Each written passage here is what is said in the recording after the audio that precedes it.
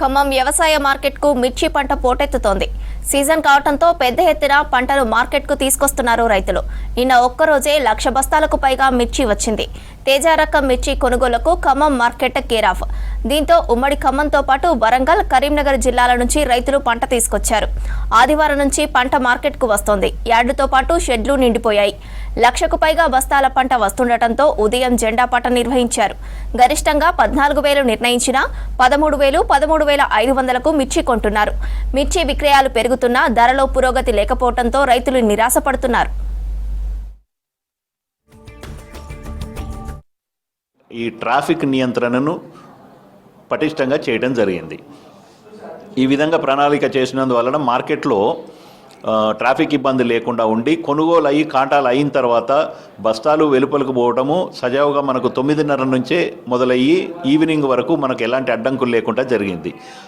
ఈ విధంగా చేయటం వల్లనే రోడ్లపైన అంటే మార్కెట్ వెలుపల ఉన్నటువంటి ప్రజలు తిరిగే రోడ్లపైన బస్తాలు రాకుండా చేయడం జరిగింది. దానివల్ల మేము సక్సెస్ కాగలిగాం. రేట్ అనేదండి ఇప్పుడున్న ఇంటర్నేషనల్ మార్కెట్కి తగ్గట్టుగా మనకి ఇక్కడ 14,000 రూపాయలు జెండా పాట జరుగుతుంది. 13,000 నుంచి 14,000 మధ్యలో పూర్తి కొనుగోలు జరుగుతున్నాయి. రేట్లు 13,900 జెండా పాట, 12,400, 12,700, 13,000 కొంటురండి. అంతే కొద్దిగా రేటే గిట్టుబాటు ధర అయ్యేటట్టు చూసుకుంటే రైతులు హ్యాపీ. ఒక 15,000-16,000 మినిమం 20,000 అంటే 16,000-17,000 నడిచినా బాగుంటుందండి. ఇప్పుడున్న సీజన్లో అయితే 16,000-17,000 అయినా అయితేనే రైతు గిట్టుబాటు లేకుంటే ఏమీ లేదండి. అట్లా అంటే చైర్మన్ వాళ్ళు వచ్చి మంచిగా బస్తాలు గిస్తాలంతా సౌకర్యంగా చూసుకుని వెళ్ళిపోయారు.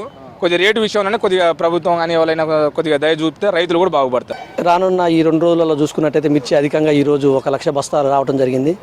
ఇదో లెక్క కాకుండా మన తుమ్మల నాగేశ్వరరావు గారు మిర్చి బయటికి రాకుండా మార్కెట్లనే ఉండి అక్కడే కొనుగోలు అమ్మకాలు జరిగి తోలకాలు ఎమ్మటే జరిగేటట్టు చూస్తున్నారు. వారికి ప్రత్యేక కృతజ్ఞతలు. ఎందుకంటే ఇక్కడ ప్రతిసారి 1,00,000 బస్తాలు వచ్చినాయంటే రోడ్లన్నీ బ్లాక్ అయ్యి చాలా ఇబ్బందిగా ఉండేది. స్థానికులు ఇక్కడ సాయంత్రం పూట కూడా ఇక్కడ స్కూల్ పిల్లగాలు పోయేటప్పుడు కూడా ఇబ్బందిగా ఉండేది.